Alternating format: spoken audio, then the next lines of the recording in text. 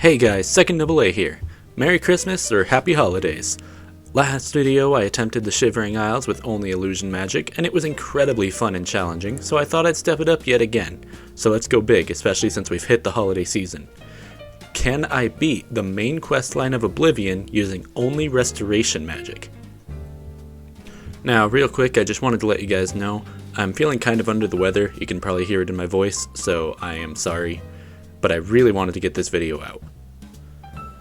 Now, compared to most challenges, I feel like this one is pretty cut and dry. I'm only going to hold myself to the golden rule and one silver rule on this challenge. Golden, I can only use restoration magic. No weapons or any other schools of magic. Purely restoration. Silver, no healing potions. I can only use potions that don't affect health, as health is pretty much the main thing affected by my spells. I need to keep myself alive purely through dodging and restoration magic. Of course, as always, no mods that directly affect gameplay. Here as always is my list of graphics mods, but only graphics mods. If you enjoy this type of content and would like to see more, please feel free to hit the subscribe button. I'm going to be expanding to Skyrim, Pokemon, and more in the coming year, so if that interests you, this and my gameplay channel are the places to be. Alright, that's all the dumb self-promo I care to do. Go ahead and guess in the comments whether I can win this or not. Without further ado, let's drop into the challenge. So starting out, I choose to play as Britain again, as they are the best magic users. This one is very restoration colored. I'm going back to the Bichu names, as Naysay Defeaters was defeated by the Naysayers. So here's Bichu with a heal, as most of his magic directly heals himself or others. He was born under the sign of the Mage, and he is of the pre-made class of Healer. Right away, our friend starts heading towards Wayne and Priory, hoping to just get the show on the road. He's healing himself as much as possible along the way to increase his restoration stat. I'm going to not use third person anymore, as it's a tad annoying to me, but if you'd rather it be in third person going forward, let me know in the comments. The trek to Wayne and Priory teaches me a couple things. 1, Britons can't jump, like, barely at all. And 2, my current absorb health spell is insanely weak. I'll need to find a better one ASAP. I finally arrive at Wayne and Priory. I'm Brother Joffrey. What do you want? Wow, that's an abrasive way to meet someone. I wanted to talk about the Emperor. Emperor Uriel? Do you know something about his death? Apparently, word travels faster than a Breton making a beeline. Explain yourself. I brush off the rudeness and hand Joffrey the Amulet of Kings. He sends me to Kvatch to kidnap Martin, who he claims is the heir to the Emperor. Seemingly an illegitimate child, though that's never said outright. I'm gifted a horse, which will prove instrumental in the most useful strategy in this challenge. Running away. Upon making it to Kvatch, I offer to help, but when he asks if I'm sure if I want to, I decide to rescind my offer. That's what the Empire has come to. I doubt any of the other cities will be sending us aid either. Every man for himself these days. Damn, man. Let it out, I guess. Anyway, I head into the gate without letting him know I'm going to do so, and immediately die to stunted scamps. After a long trek back to Kvatch, because I forgot to save, also known as fast traveling, I head back into the gate, and this time use a brand new bold strategy of running through the whole gate and fighting as little as possible. Already it is becoming quite obvious that I'll probably need to turn difficulty down at some point. I currently have it higher than the default, and I'm not above turning it down if needed, but I'm going to try not to. I've had it on this difficulty since the beginning of the Shivering Isles playthrough, and I made it through that fine without lowering it until it was literally impossible no matter how low the difficulty was, but if I have to, then I have to, and it won't upset me too badly. Maybe sometime in the future I'll play a normal run on maximum difficulty. We'll see. For now, though, I leave the difficulty where it is. I start running away from the Sigil Keeper, and then a friend of his shows up, which automatically aggroes the Keeper, who tries to hit me with a shock spell, but it hits the friend, who reflects it, killing the Keeper and allowing me to take the key without actually fighting. Maybe I'll try a pacifist run too at some point? Who knows? Does it count as a pacifist run if you're letting other people kill your target, but you didn't technically attack? Let me know what you think. Anyway, I have the key to the keep now. I can make it up past the portal and then die. On my next attempt, I get into the portal keep and then I get to the sigil stone and close the gate. We wiped the bastards out. Oh yeah, I was so helpful.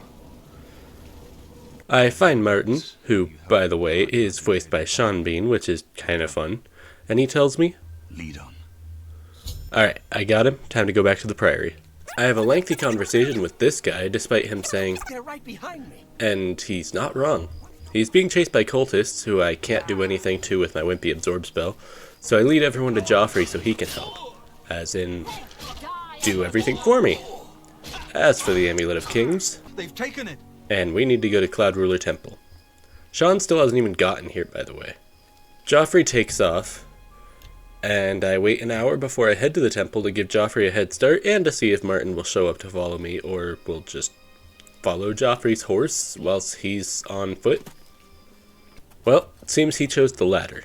After making it to Cloud Ruler Temple, I wait for both of them to catch up.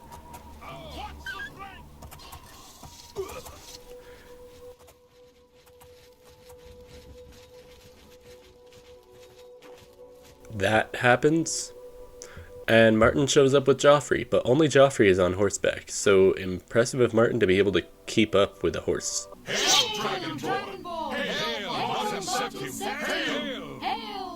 Every time I play this game, I get a good laugh at how that line is delivered. Also, have you noticed that I call Martin Dragonborn? I know Tiber Septim is Dragonborn, but I feel like in Skyrim they specifically say that he was the last Dragonborn before you. Joffrey makes me remember the Blades and sends me on my way to meet up with Boris, who Bichu has technically never met because he was born at the end of the tutorial.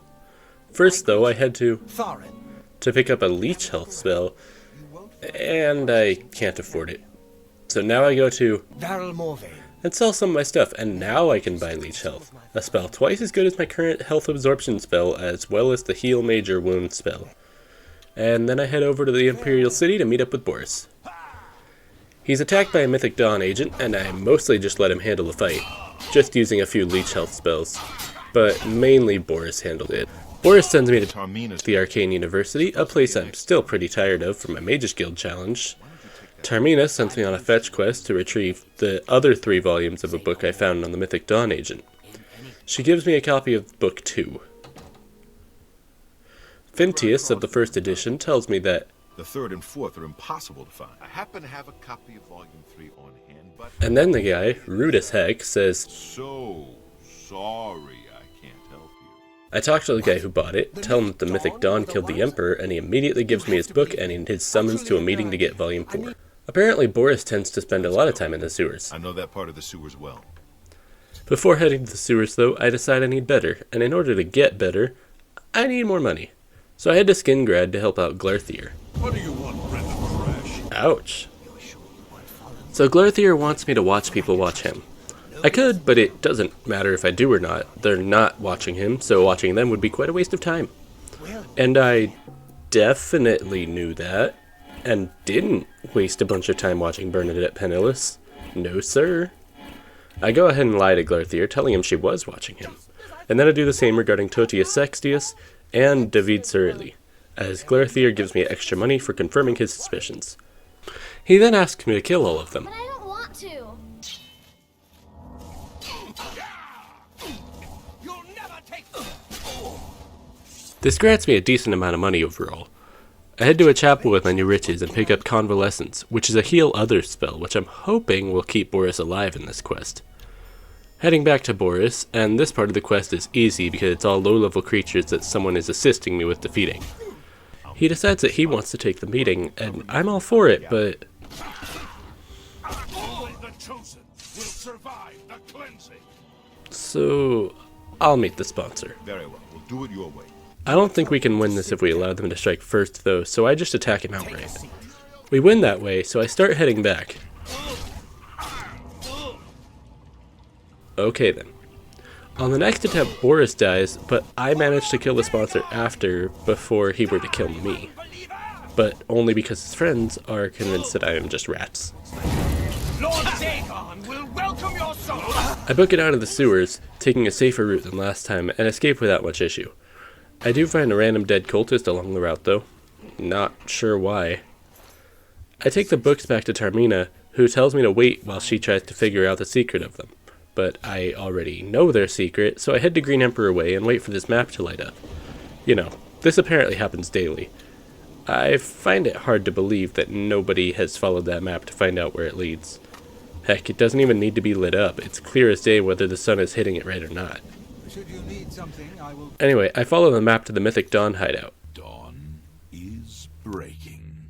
I'm told to give away my possessions. I struggle with whether that's something worth doing here, but I realize the likelihood of being able to kill someone and get my possessions back with the draining spell at my disposal is quite low. So I decide against giving him my stuff. Then you have come here to die.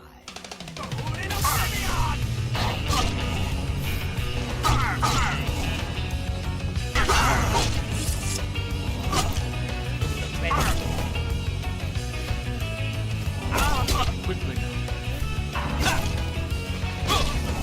The dawn is breaking. He's almost here. So tired.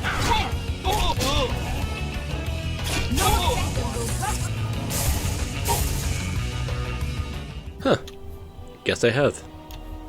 Eventually I catch a lucky break and escape with the book, only to be scolded by Sean Bean. By the nine, such a thing is dangerous even to handle. He then says, You'd better give it to me. I know some ways to protect myself from its evil power. which... we should probably keep our eyes on this guy, that's sketchy. And then he sends me away so I can't monitor him and make sure he's not evil. Quite convenient for an evil man reading an evil book. I head to the chapel in Anvil to learn a new spell, but... right. Knights of the Nine. I guess I'm not learning anything from this temple. So instead, I meet up with Volinaro at the Bruma Mages Guild and get a new draining spell, which will once again double the amount of health drained. I then go out looking for the spies Joffrey asked me to track down. I ask the captain of the guard if he's seen anyone suspicious in town, and he's like... except for Juro coming back from a trip down south. which makes him seem quite dumb. Like, no, nobody's suspicious except that one person. So I break into Juro's house, kill 2 people by, well, not killing them, but instead letting everyone else kill them, and take their plans from Juro's basement. Usually there's a 3rd spy, but I don't find them this time. All that really matters are Juro's orders, though. I do find a conjurer along the way back to Cloud Ruler Temple. I knew I could count on you. So now Martin wants me to get a Daedric artifact. Usually it's supposed to be Azura's star, but... so let's do the one that's more fun anyway. Oh, I also have to level up to make these work. So after collecting the things I needed, I make my sacrifice to Naysay Defeaters, technically, I guess, but Sheogorath. Wes Johnson is a true treat of a voice actor. It's a nice, peaceful place. And dull. Dull, dull. They're going to make their lives interesting. So I need to make the town of Border Watch's doomsday prophecy come true, making them believe the apocalypse is upon them. When, well, it's probably not. Although, if you have a Daedric prince against you, there might be some cause for alarm. So the first step of the prophecy, The plague of vermin. I need to attract rats to the town of cats. I steal very smelly cheese and cook it over a fire they have out in the open. Then, The plague of famine. I watch as the shaman puts down poison, and he watches as I pick it up and walk towards the town's sheep. The sheep die, and then Sheogorath sends me to the middle of town to watch flaming dogs fall from the sky. With that, I obtain Wabbajack, a very dumb but very fun staff. Now go away before I kill you. Sadly, I can't use it for multiple reasons. Most prominently, it's not restoration magic, but also Sean Bean needs it. Now to close another Oblivion gate in order to show the Bruma Guard how to do it. So far, so good. Dude, you haven't even fought anything yet. So I run as fast as possible through Oblivion, sometimes even helping them fight the monsters. I don't think we're going to make it out of here alive. That's a significantly less optimistic and far more realistic expectation. Although he seems pretty happy about it. See? Quite realistic. I'm on your side. So with both of the guards dead, Bird and I take on the tower alone. This proves not to be too much of an issue though, as Bird can hold his own, at least for the most part. This Jamora dies so hard that he teleports, and I struggle to find him, but eventually I do when we enter the keep. I leave Bird to fight the enemies while I grab some loot, and then I show him how to grab a sigil stone. My journal tells me to ask Bird if he needs more help, and... I think my guardsmen and I can handle any... okay, that's all I needed, thanks. Joffrey asks me to find some aid for Bruma, But I don't want to. so I won't. The day So now Martin asks me to find the blood of a divine, which can be found in the armor of Tiber Septim, which, if that's the case, That would prove the Imperials in Skyrim wrong, wouldn't it? And therefore the war as a whole is misguided, at least to an extent. But that's for later, when Skyrim starts working again. Side note, right now I boot the game and it just won't let me walk. I think I need to install a fresh copy. This stems from the recent update it received. I probably just need to reinstall it or disable my mods. I'm guessing right now a number of them are just incompatible with the current version. Sorry for the tangent, but Skyrim was supposed to be my next challenge, and this has delayed the video by at least a month. It's quite frustrating. Anyway, I make it to Sancor Tor, where the armor of Tiber Septim is kept, and wow. This one will be tougher than anything so far, but maybe we can use what we've learned so far to take it on. Our main threat comes from ancient, long-dead members of the Blades, but it's solidly not made easier by all the ghosts. But maybe if I use the ghosts to my advantage, it won't be so bad. I do so, manage to get a kill on the first of the ancient blades, and run away as fast as possible. Rielis tells us to free his brethren and they will break a seal, allowing me to recover the armor. Why do you disturb me? I continue to run away from ghosts until I find my next skeleton. Unfortunately, he and the ghost together overwhelm me and I finally go down. On the other hand, this allowed me to reload my save, bringing my number of ghosts chasing me to 1, and I can easily dispatch one at a time. Doing so, I eventually return to the skeleton and can very slowly dispose of him. Kasnar once again reminds me to free the other 2 blades, and we carry on. There's so much weight stalling in this dungeon due to how little magicka I have. Perhaps I would have benefited from leveling up more. Or perhaps that would have made things much worse. Fighting another undead blade, I have to do quite a bit of running away so as to allow my magicka to recover, but I do eventually claim another skelesoul. This one isn't as thankful for my freeing him, or as concerned about his brethren. Stand aside in the name of Tiber Septim and the Blades. Hinder me at your peril. Now I'm in a jail of sorts. I have to kill a skeleton before I'm even allowed to enter, to then kill ghosts before trying to kill another skeleton. At some point during the fight, I run so far away from him that he, a skeleton, gives up on chasing me, and I have to go back and attack him again, but by then it's too late for him. You freed me. Free my brothers, if they are still enslaved. That's more what I was expecting. They break the seal, and I can receive the armor. Now Sean wants me to get a great Welkin stone from the ruin of Miss Karkand. I'm going to skim through this, but this is my least favorite part of the challenge. This is part 9 of the gameplay series. It was half an hour, and I can't even finish the dungeon in the one part. For reference, here's a death montage before getting on to the success.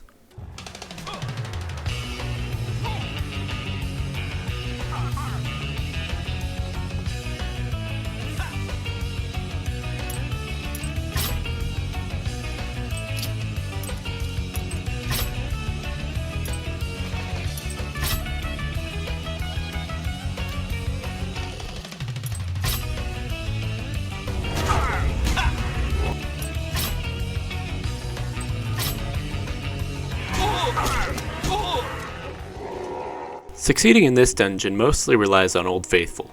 Running the heck away. Zombies are very resilient to my spells, but the goblins seem to hate the zombies. That rivalry is my only chance at survival in this place. So I run through, pressing buttons along the way when necessary, which is to say, pretty much every step of the way. I make it to the Welkin Stone, and as soon as I take it, it summons the King of Miss Karkand and several more zombies. This is where all the deaths in the montage take place. Eventually, though, I do escape Miss Karkand, with the help of some save scumming, and I get the stone to Martin. He now needs a great sigil stone, which means one more foray into Oblivion. The kind of gate the mythic dawn opened at Kavach. Dude, that was a great gate? That makes this one feel anticlimactic if I've already closed one, and it was at least technically very easy. So I go and sell a lot of valuable items and then buy some spellmaking candles from this lady in the Imperial City. And then I spend a super long time grinding up my restoration experience, and once my restoration level is at 100, create a spell I call Kiss of Death. It absorbs 100 points of health untouched for 1 second. Not perfect, but pretty much the best I could do without at least grinding for more money. I buy as many sorcery potions as I can afford, and I'm as ready as I'll ever be for the Great Gate. I meet with the Countess of Bruma. Upon telling her of the plan, she heads to the chapel to speak with Martin and decides to yell at him as opposed to walking up and speaking to him. Must we truly stand alone? So she still wants me to collect allies, but as established before, I don't want to. So be it. This is the first point in the game that Martin can actually die, so while waiting for the Great Gate to open I prioritized keeping him healed up, but it doesn't seem he really needed the help. Eventually, all 3 not-so-great gates are opened, and it's time to head into the actual target. I have 15 minutes to close this gate, which means that I'm not allowed to do any weight healing. I have to do this on my own abilities alone, which of course means...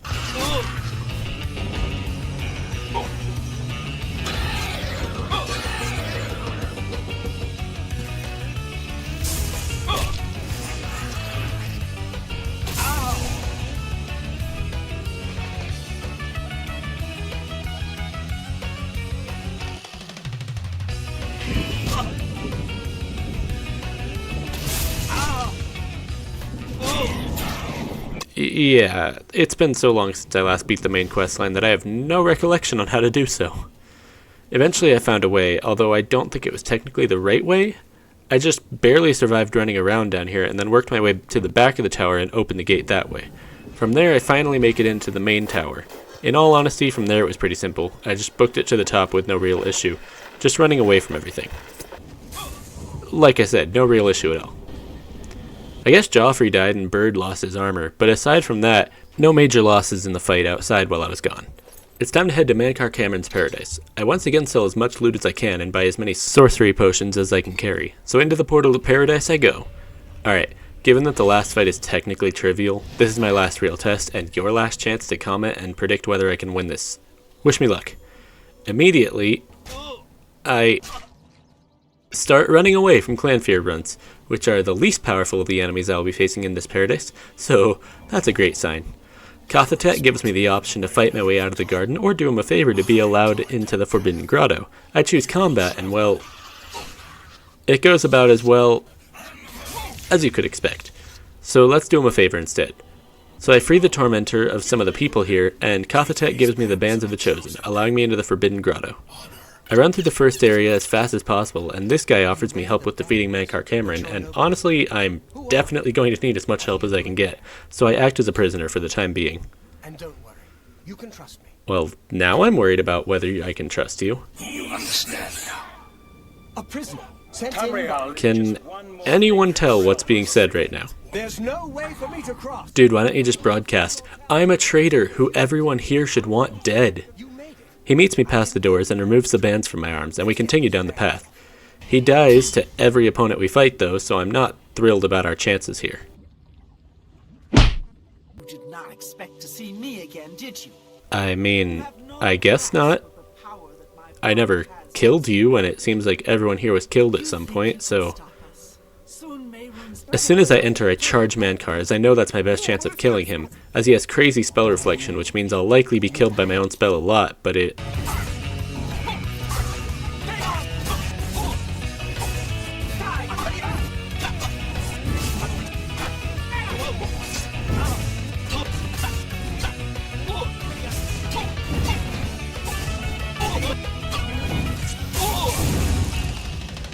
doesn't help me quite as much as I'd like. I actually half rage quit and half it was 3 in the morning, so I quit for the night, but when I came back, after another couple of deaths, I finally was able to defeat Mankar and retrieve the Amulet of Kings. So we head over to the Imperial City Palace, and just as Martin is about to be declared Emperor, we're interrupted by an invasion, which, based on their lack of leaving the area, these guys don't seem too bothered by. We make it into the Temple of the One, and Martin turns into a dragon and defeats Dagon. You know what that means. Challenge complete. I can indeed beat the main Oblivion questline while only using restoration magic. It just requires luck and running away from just about everything. So, here's the stats for this insane run. Overall, the gameplay for this run took me a total of 9 hours and 36 minutes. Writing the script took me an approximate total of 7 hours, 18 pages, and more than 4,000 words. Here's how long the editing took me. Overall, this challenge was incredibly difficult and fun. I've decided this will be my last video on this channel for this year, as I'm going to be taking a bit of a break for the holidays, but I'll be back in the new year with some new videos, including Oblivion challenges, Pokemon challenges, Skyrim, if I can get it to work, and a silly Animal Crossing series that I call Side Quest. That's all for today though. If you're excited for the new content in the coming year, please leave a like and subscribe for when it comes out. Happy holidays everyone. You know what time it is. Go bye.